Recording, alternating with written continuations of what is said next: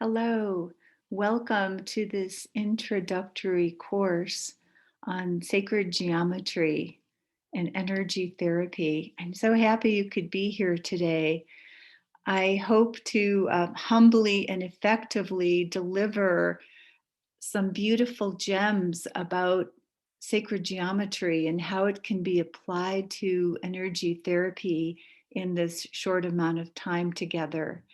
But at the end of the presentation, I'll tell you more about my full course, which is either in person or online. I'd like to tell you how this course evolved. In the year 2000, I became more conscious of sacred geometry, and I started studying it and praying with it and bringing it into my healing touch practice. And it has evolved over this period of time. And then I turned it into a course a couple of years ago. I love this topic so much. This is a huge topic. It's vast, it's immeasurable, it's immense, it's macrocosmic, truly. It applies to all of the arts, all of the sciences, including the healing arts. I teach from a universal spiritual perspective in order to have wide appeal to whatever audiences want to learn from me. My personal spiritual path is in Christianity, so I know a lot about the sacred geometry in the Christian path. So I'm happy to share more on that topic with those of you that might be interested in that. And I come with a great deal of humility because the more I learn about this topic, the less I feel I know, quite honestly, because it is so vast. Anyway, without further ado, let's get into the content of the presentation. And I have a PowerPoint for you.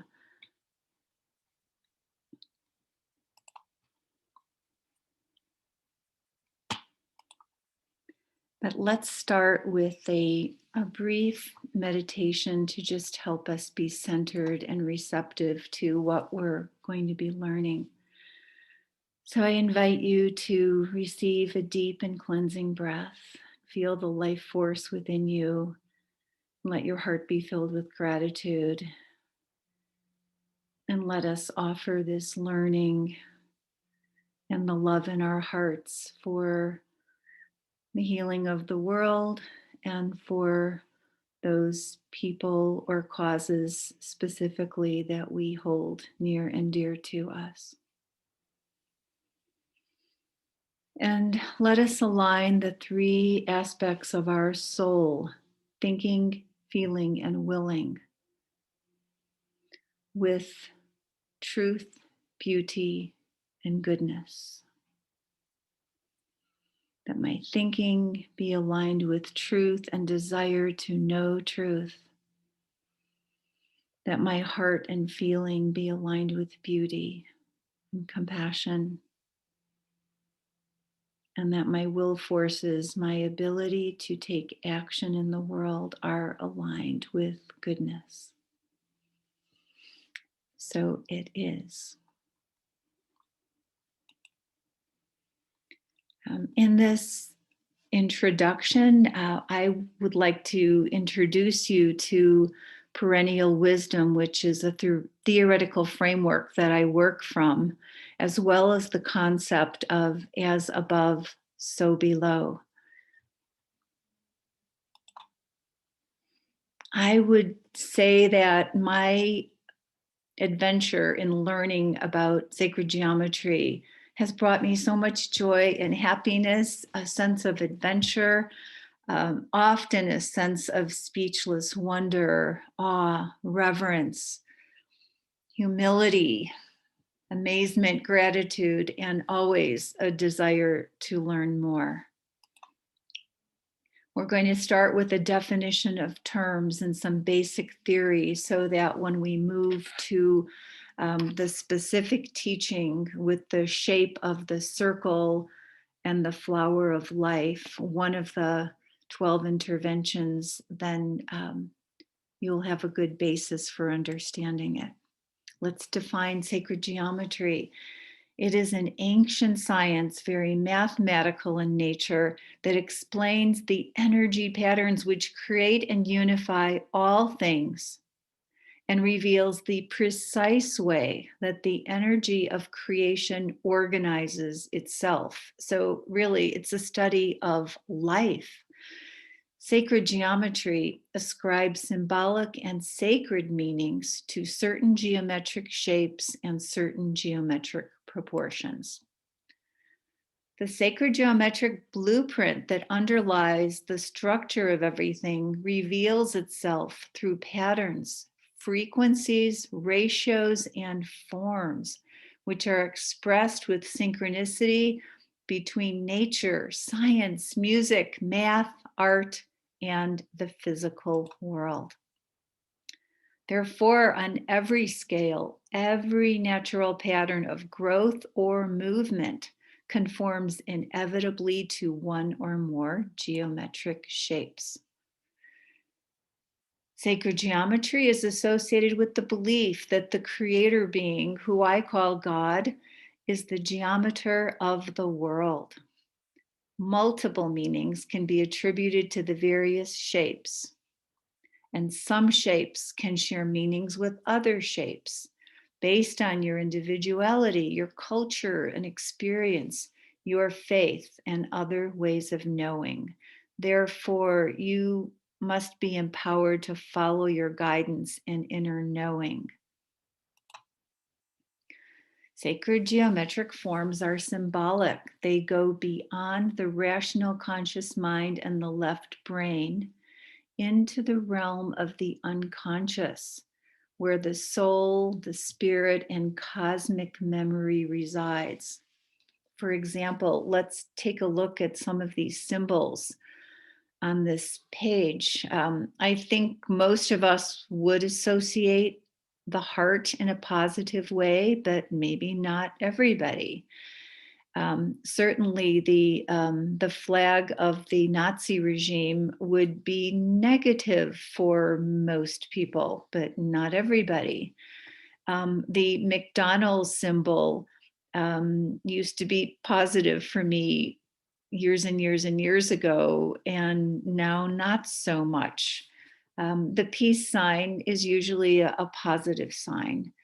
The claddagh on the lower left, if you don't know what it means, it just might be very neutral to you, or you might make up your own interpretation, which would then either be positive or negative to you.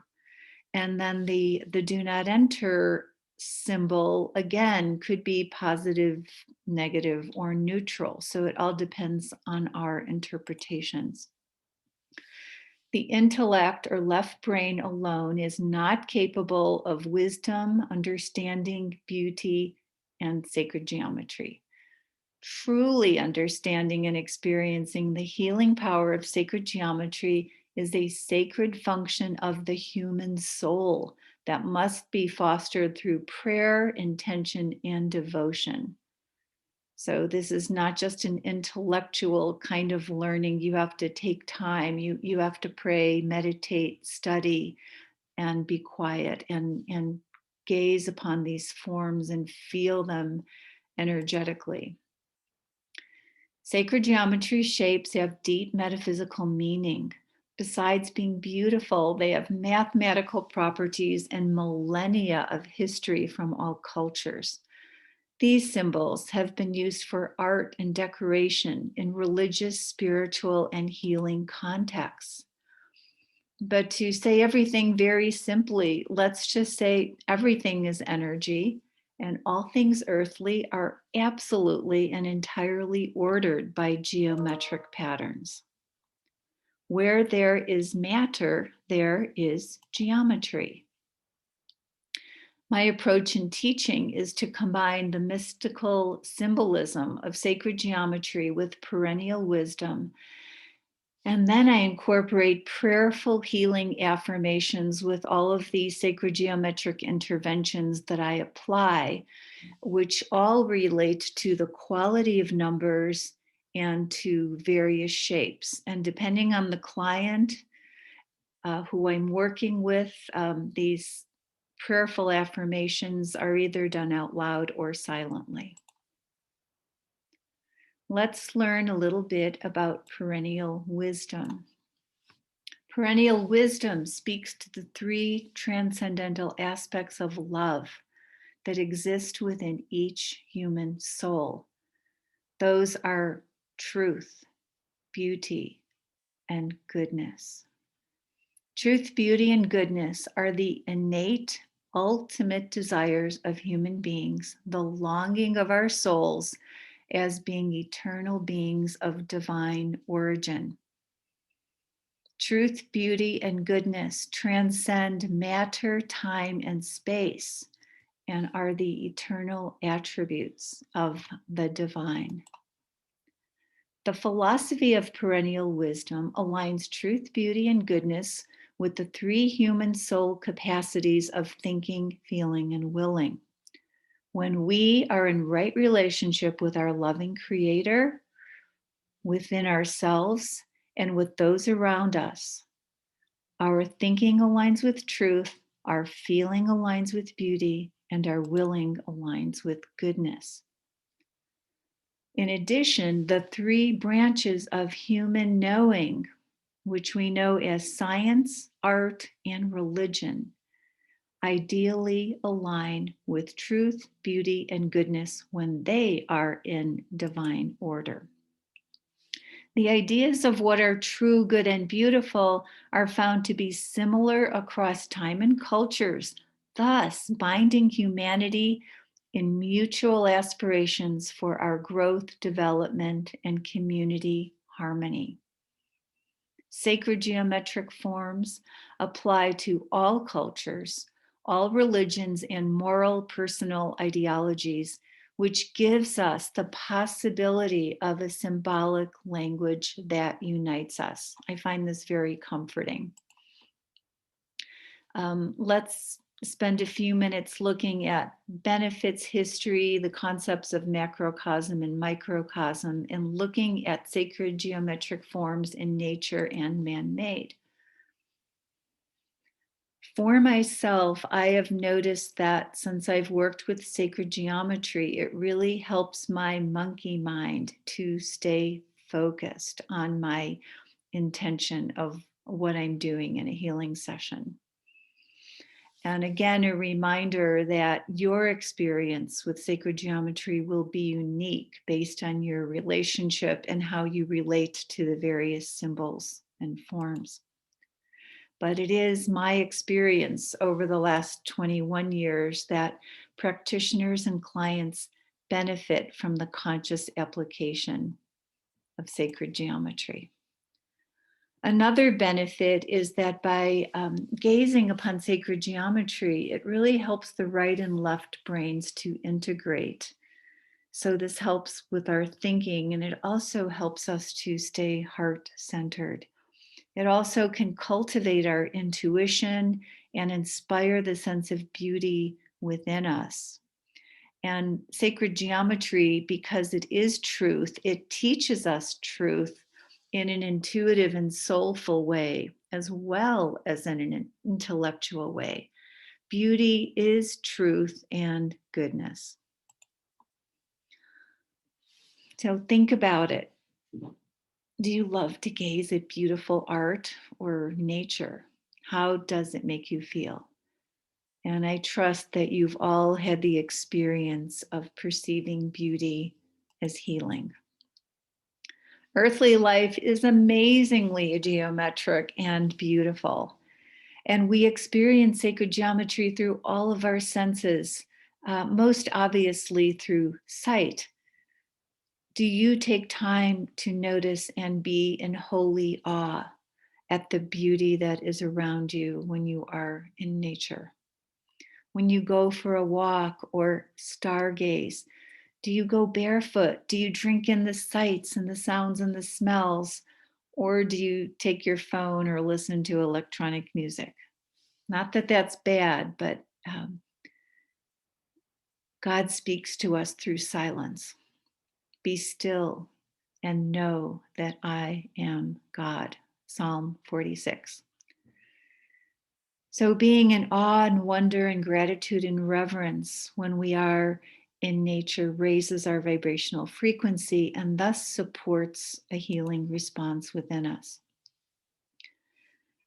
Let's look at a few highlights from history. There's so much to share, but the study of sacred geometry from a mathematical and mystical perspective is ancient. It goes back over 2,000 years ago to the ancient cultures, and it really became a study of interest among the Greek philosophers in Athens, Plato and Aristotle and Pythagoras. The golden mean is the basis of geometry. I'm sure you've heard about it. You probably studied it briefly in high school geometry. It's been discovered and rediscovered through history. Therefore, it has several names, but it is considered the key to understanding the physics of the cosmos. And it was definitely used in the beautiful architecture of the pyramids and the Parthenon and other sacred architecture and temples and structures. So the other names for the golden mean are divine proportion, golden ratio, sacred cut, the golden spiral, and the phi proportion, as you know, 1 to 1.618 to infinity. And the golden mean is applied in the fields of math, geometry, art, architecture, physics, genealogy, anatomy, physiology, botany, etc., etc., etc. The golden proportions are everywhere in our human anatomy and in all of creation. And as Plato said, geometry is the clearest model by which to describe the metaphysical realm. So if you're interested in understanding esoteric science and spirituality, sacred geometry will really help you. It is the key to the physics of the cosmos. And a friend and colleague of mine, James Oshman, who many of you know, as a speaker and leader in the field of energy medicine, and who wrote about it in the scientific basis of energy medicine. He agrees with Plato and the ancient mystics on the value and necessity of sacred geometry for understanding and living our lives. Sacred geometry can be found in sacred and fine art from all cultures and religions. And when we gaze upon the divine proportion in fine art, it actually elicits a soul response of experiencing beauty. And even if you're not thinking about sacred geometry or the golden mean, when you're gazing upon something beautiful with sacred geometry, you're still going to receive benefits at a certain level of your soul because it's very healing. Now I'd like to introduce you to the concept of as above, so below. And perhaps the first teacher to speak about this was Hermes Trismegistus. He was a contemporary of Moses, and he was the first great Egyptian philosopher, and he founded some ancient mystery schools. He wrote the Emerald Tablet, and this book was purported to hold the secrets of the universe and became a pillar in Western alchemy, and it's still highly revered and studied. So this maxim is associated with sacred geometry, Hermeticism, the Tarot, the Jewish Kabbalah, Christian mysticism, and Rosicrucianism. Its three major principles are earth and heaven correspond to each other. The macrocosm is reflected in the microcosm and vice versa. The invisible spiritual world is reflected on the earthly plane, both at the visible plane and the microcosmic planes. And thus they are connected and discernible through sacred geometry. I know many of you are familiar with the Lord's Prayer from Christianity and the Gospel of St. Matthew. And there's that very important line, on earth as it is in heaven. And this is also the concept of as above, so below. Sacred geometry is everywhere, the macrocosm, the microcosm, and everywhere in between. And I have this amazing book that I bought called Heaven and Earth, where it shows macroscopic and microscopic images, many of which are filled with sacred geometry. So that's an image of the sun, which is macrocosmic, and a spore, which is microcosmic. What does macrocosm mean? It is the whole of a complex structure, especially the world or the universe. So think of it as the universe. And that's in contrast to a smaller representative part of it, which is called the microcosm. So, for example, these are nebula in outer space, and it's called the eye of God, and you can see why. And there's also the circle above and the circle below, and where they intersect is called the Vesica Pisces. It's the place of union. It's the place of blending. It's the portal between the two worlds. And the microcosmic representation is the human eye.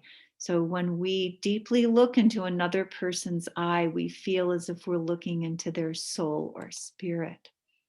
Here's some more images of macrocosm and microcosm. So a spiral galaxy is macrocosmic compared to a hurricane formation on Earth. But the hurricane formation on Earth is actually kind of microcosmic in comparison to the spiral galaxy, but it's macrocosmic to us in terms of our human vision. On the right, we see a nebula of a DNA spiral, and on the right lower photo, we see microphotography of an actual DNA strand. It's pretty amazing that we can actually see what it looks like.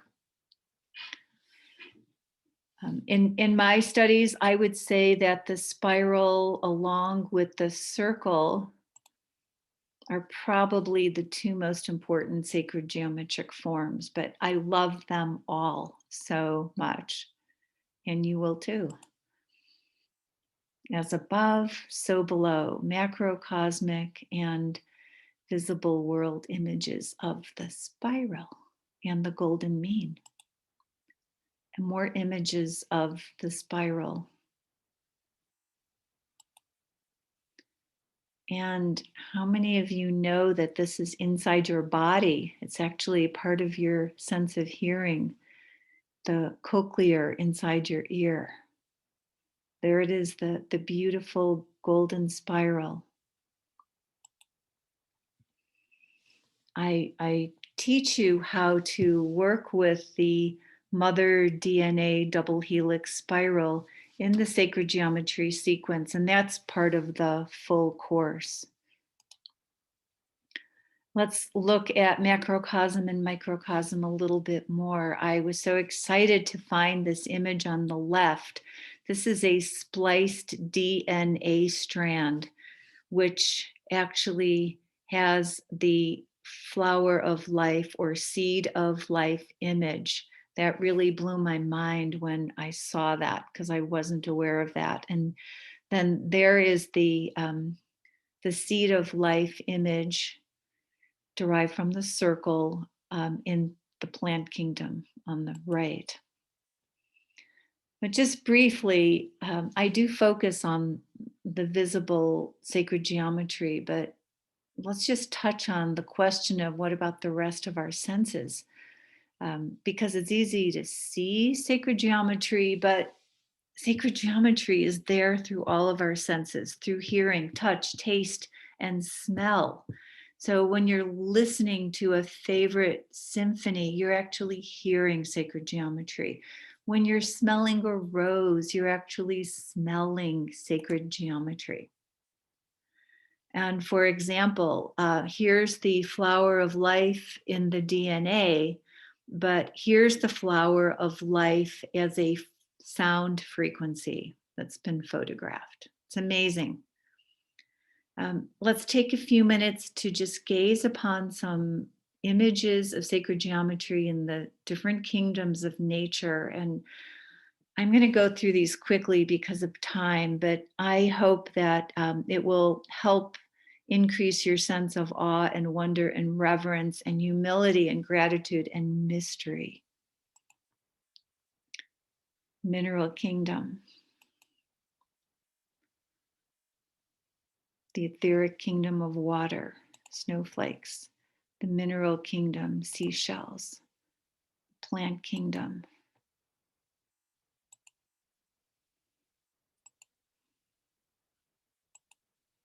animal kingdom. Don't you love these guys? If you go to the internet and search sacred geometry, you could spend the rest of your life finding images. It's quite amazing. Honeycomb, hexagon, sacred geometry in the human being. Look at the crown of our heads, where the crown chakra is, has the golden mean spiral. And for some people who have curly hair, their hair even grows in spiral formation. The human heart is a spiral organ, and the blood flows out of our aorta in a spiral flowing movement. There's hurricanes, tornadoes, and even our solar system, the planets, as they go around the sun, are moving in spiral gestures. Briefly, now let's just look at some art and architecture, because this is human beings applying sacred geometry. So human beings learned early on that there were very practical reasons to learn sacred geometry, because it helped them to build stable supports for physical life and survival. But they also built architecture and structures for spiritual reasons, to feed their souls with beauty. And so they would feel energetically supported with high vibrations for their prayers and their worship. So here's some samples of various temples from different cultures and religions. I know I'm going through these fast, but you can always come back and access this slideshow to gaze upon them longer. It's very evident in art, especially coming into the Renaissance period. This is actually one of my favorite topics, and I have hundreds of photos of art. And you can find lots of information on that. Let's move along and start looking at some specific symbolism in some basic geometry, particularly the circle. But first, let's look at vertical, horizontal, and curved lines. Just think about it. All shapes are variations of straight and curved lines. And this is a symbol of the earth. And we'll look at the symbolism in just a minute. Why would the earth have that as an astrological symbol?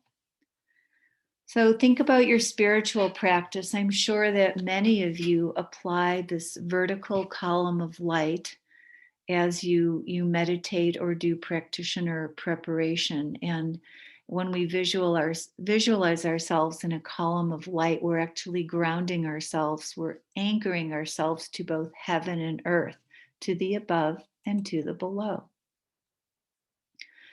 And then when we gaze upon a beautiful sunrise or sunset at the horizon, it is a way for us to connect with the horizontal, with the earth, with our communities, and with Mother Nature. So the vertical is a way to connect to the heavens, the cosmos, and earth in this vertical way, as well as the concept of time. And the horizontal connects us more to the earth and to the world of humanity and community and to space. When you intersect them, we create a cross. And thus, the physical world really is an intersection of matter and spirit. And the circle or sphere represents oneness. So here we are on Earth School. We feel like we're bound by time, space, and matter, but we know that some people have been able to surpass those limitations. The religious symbology of the cross. This is the most important symbol in Christianity because it represents the intersection of heaven and earth, time and space, in matter through the Christ being. We also see it in the Native American medicine wheel, the cross and the circle. It holds the four elements and the four directions. It corresponds to the square, which symbolizes physicality and matter. The word matter is correspondent to the word mother. And we know that the Native American religion is very much focused on Mother Earth. We also have a cross shape in our bodies when we stand up erect and extend our arms to the left and right, and the heart is at the intersection point. And as I alluded to earlier, we apply the vertical and horizontal in our practices in energy medicine. Through a Hara alignment meditation, we connect heaven and earth within us through our hearts. And if our client is horizontal on a table and we're standing upright, it's another way that we can be aware of the creation of this beautiful image and geometry of the cross. We're going to start focusing on the circle now as one of the forms in sacred geometry that are very important. A circle defined is a round-shaped figure that has no corners or edges. It's defined as a closed, two-dimensional curved shape. And we are going to focus on the circle. Its universal symbol is very rich in meaning. Generally, we think of circle as oneness. A circle has no beginning and no end, therefore it can represent the cycles of time and eternity, but it also represents all of these other words that you're seeing on the screen: vitality and health and the cosmos and divinity and perfection, etc. So a circle and sphere, they're the same shape, but they're different dimensions. A circle is two-dimensional, a sphere is three-dimensional. And our planets are examples of spheres, and the sun is at the center of our solar system. More images of circles and spheres. We know that people have worshipped in circular formation for eons of time, and they continue to do so. We love to gather in circles because it represents our unity and our sense of equality, and we can all see each other when we're standing and sitting in circles. That's my favorite image of people gathering in circles in the upper right with all those beautiful children. Circles are used in sacred art, and the example I wanted to give here is a mandala. And not only do you see a circle, but you can see forms within forms. So we can see triangles, squares, and 6 and 12 pointed stars. We can see spirals in these images. And not only do we see form within forms, but we have the presence of concentricity or concentric circles. And all of this has symbolic meaning. Concentric circles represent the point and the periphery, the central point, and then everything surrounded about it. It includes subtle layers or levels, such as the human aura. We know we have levels to our aura. So when we're gazing upon sacred art, we're entraining to the energy of the sacred geometry within it. One of my very favorite cathedrals in the whole world that I've been to a few times is Chartres. It's in France near Paris, and it's famous for the rose windows. So not only do you see the circle, but you see different shapes within the circle, and you see concentric circles. This is also true of this very famous piece of artwork by Doré.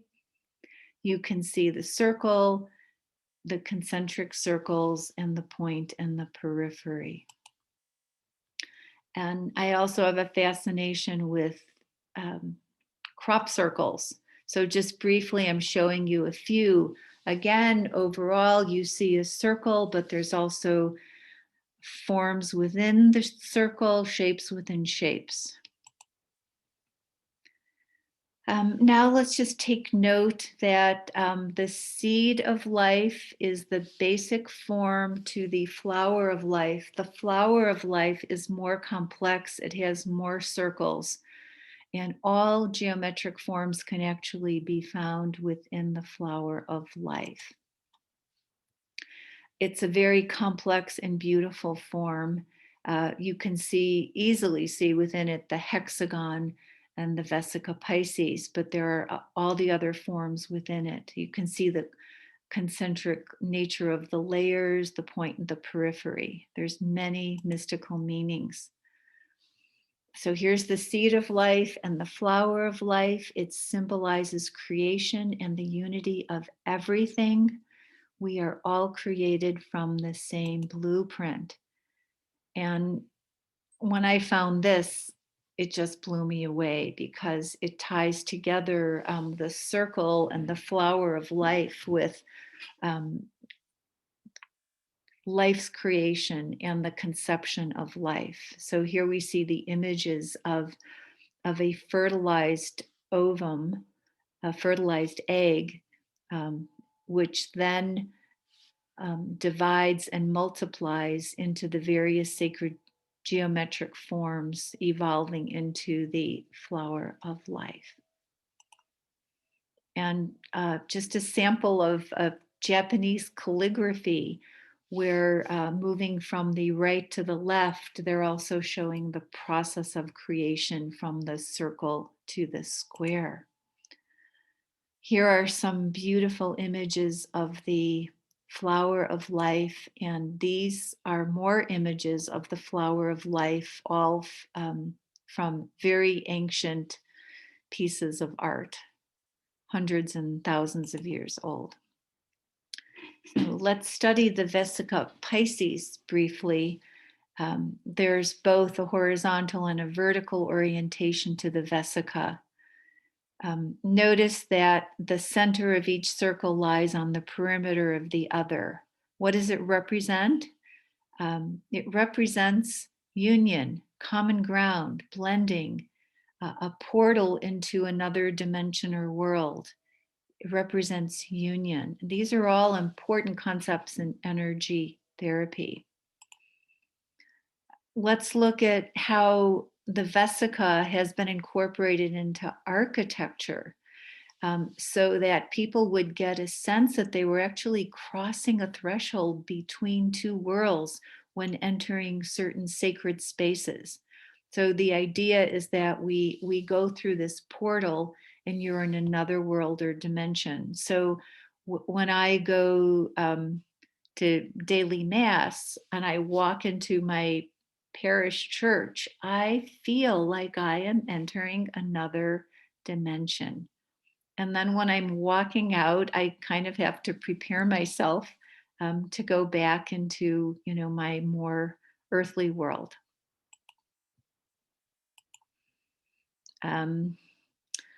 I just had to show you some examples of how the Vesica has been used in ancient Christian artwork. This goes all the way back to the Middle Ages. So I'm just going to show you all of this very briefly because there's so much to share with you, but it's everywhere. A lot of other religions and organizations use the Vesica as well. And here's an example of modern art that uses the Vesica Pisces. And you can also see concentric vesicas as well as the Trinity and the threefoldness in the theme of Maiden, Mother, and Crone. And another piece of modern artwork incorporating the sacred geometry of the Vesica as a portal between worlds. And again, just reminding you that in our own practitioner preparation, we're going to apply both versions of the Vesica, the vertical and the horizontal. In the vertical, which is one above the other, that's where we're attuning with the spiritual world. We're bringing heaven and earth within ourselves, creating it within the sacred space for our treatment. And then when we're ready, perhaps the next step might be creating that vesica, that union, the blending of fields with our clients. Now, at the end of a treatment, then we have to reverse the attunement process to come back into normal, healthy, individual, separate boundaries. So then you go back into the two circles, the I and the thou of yourself and the client. Now let's move into the intervention that I want to teach you today. And we're going to be applying the circle through the sacred geometric shape of the seed of life or the flower of life. So this is the quality of the number 1.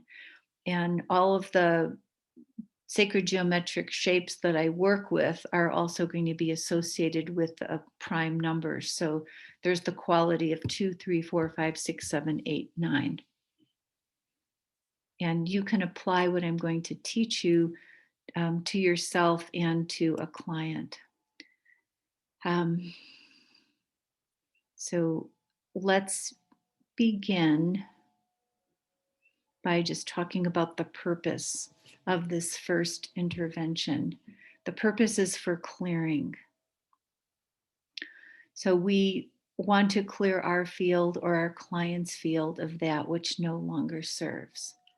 And that could be physical, emotional, mental, or spiritual. So it might be energetic debris.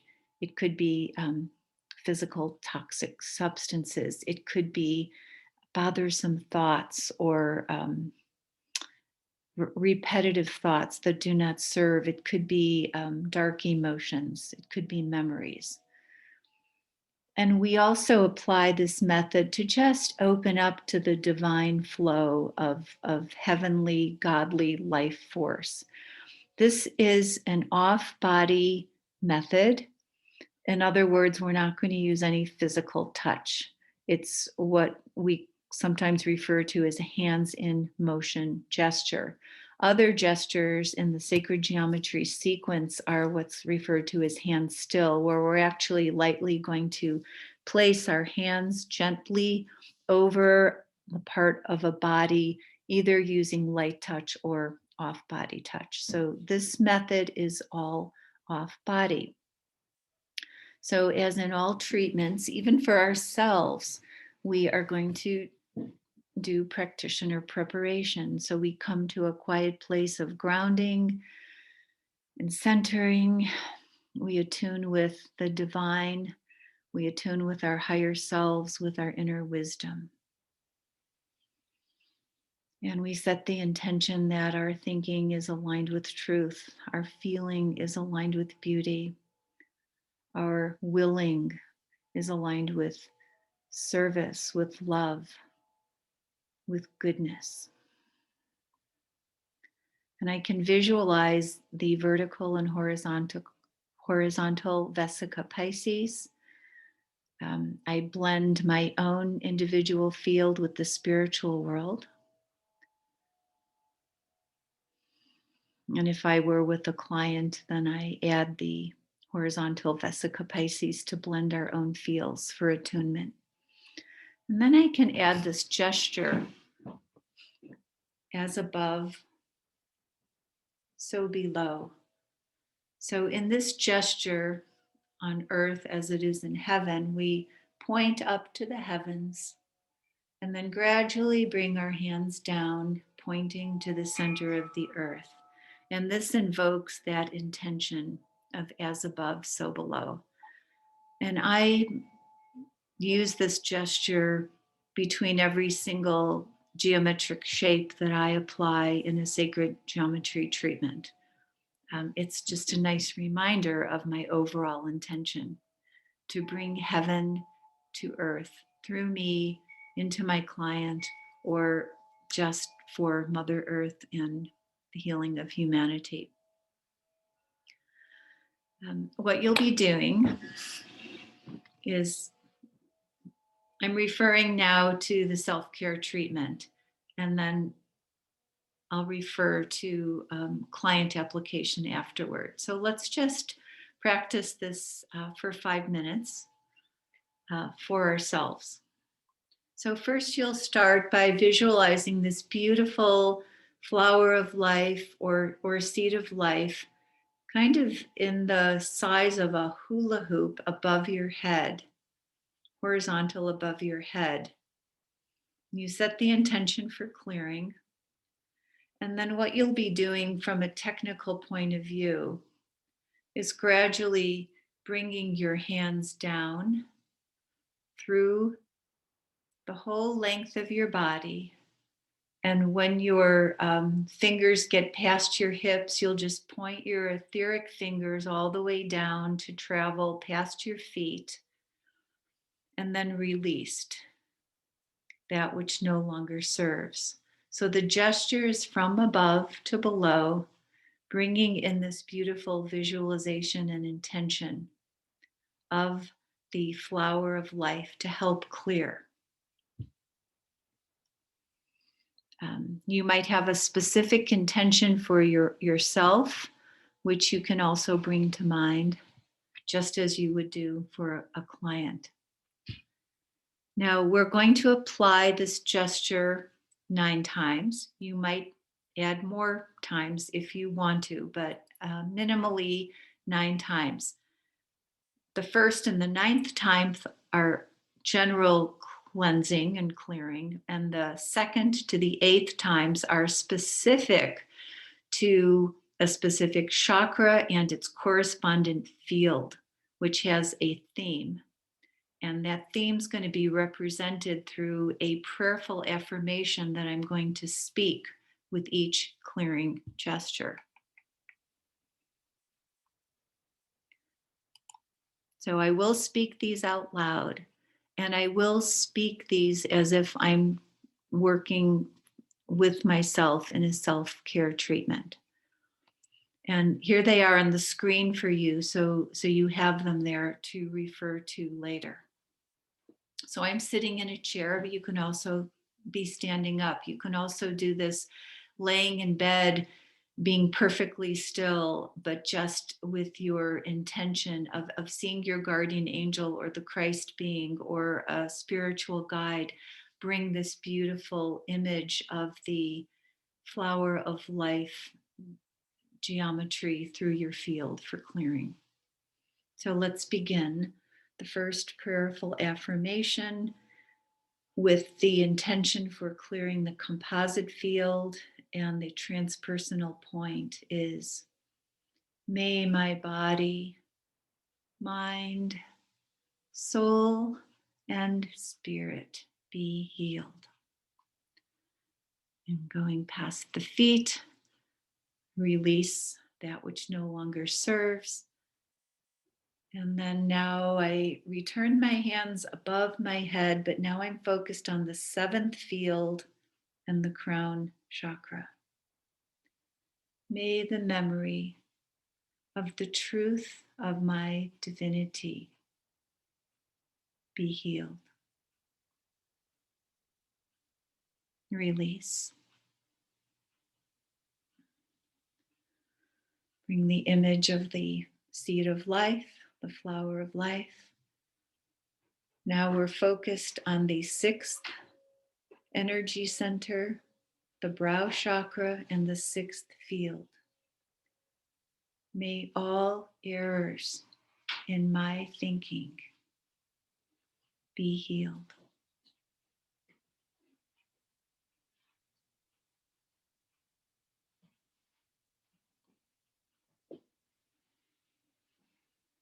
For the throat chakra and the fifth field, may all the misbegotten words that I have spoken be healed.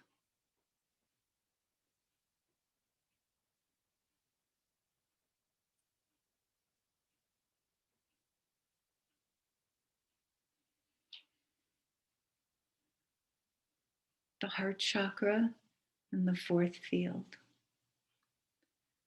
May my broken heart be healed.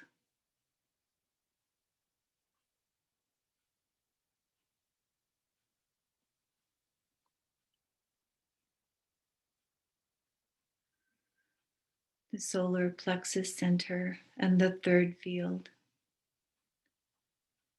May all the ways I have misused my power be healed.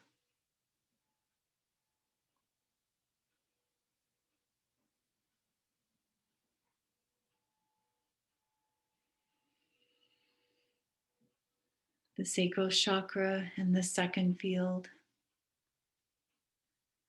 May all aberrance in sexuality and poverty within me be healed.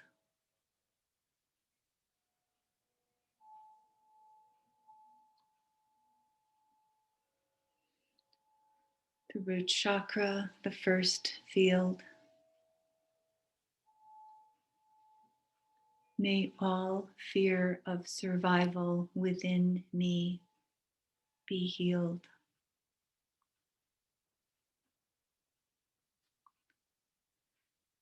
And repetition for the composite fields, all the chakras. May my body, mind, soul, and spirit be healed.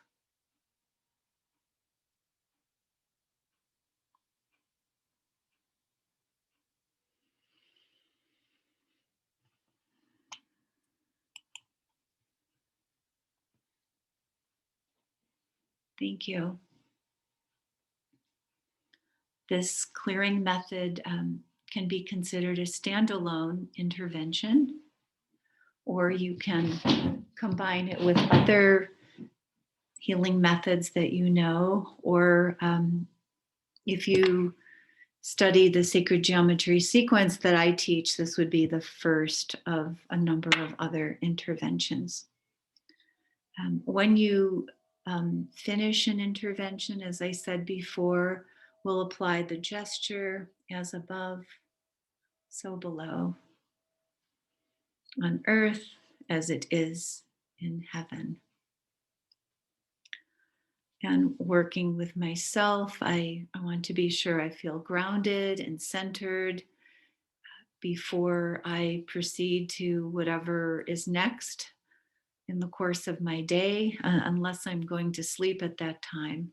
And of course, if you're working with a client at this time, you'd be grounding the client and sharing and empowering the client through your conversation and making sure that you reverse the attunement process. Now, in the sacred geometry sequence that I teach, this is actually what you'd be doing in the full sequence. This is kind of the cue sheet for the different symbols that you would be applying, and they all correspond to a quality of a number, and they also have an associated prayerful invocation or affirmation. And of course, you can modify those for yourself or for your client based on that person's faith or their issues, or for any other reason. The shapes that we work with in the sacred geometric sequence are the circle, the flower of life, the Vesica Pisces, the lemniscate, triangle, tetrahedron, the cube, 5, 6, 7, and 8-pointed stars, the star tetrahedron, concentric circles, and the Sri Yantra. And this is just a taste of kind of what they look like. And then you get to see how these are actually applied and superimposed within the human energy field. So I'm finishing up the presentation now. I'm sorry if I went really fast.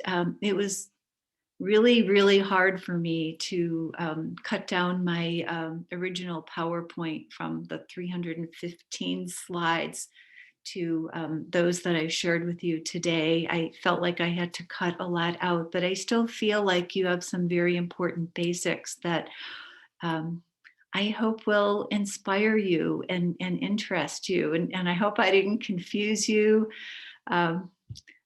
But I hope instead that you're really in this state of awe and wonder and humility and reverence and mystery and wanting to learn more about as above, so below, the macrocosm, the microcosm, the visible world, truth, beauty, and goodness, and just how amazing we are as beautiful creations of our loving Creator.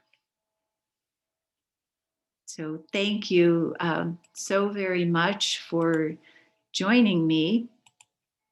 And if you're interested in learning more about me or the online course or the in-person course, you can watch an intro video on that. You can come to my website. I also work with people individually for long distance or in-person sessions. And another favorite topic of mine that I teach workshops for small or large groups is body prayer. So you can also download a DVD that I made on body prayer if you're interested, or invite me to come teach a class. And I have a little store. So thank you for your time. Thank you for your attention. I hope you feel inspired. I certainly feel blessed to have shared this with you. Peace be with you, and may all the healing that we receive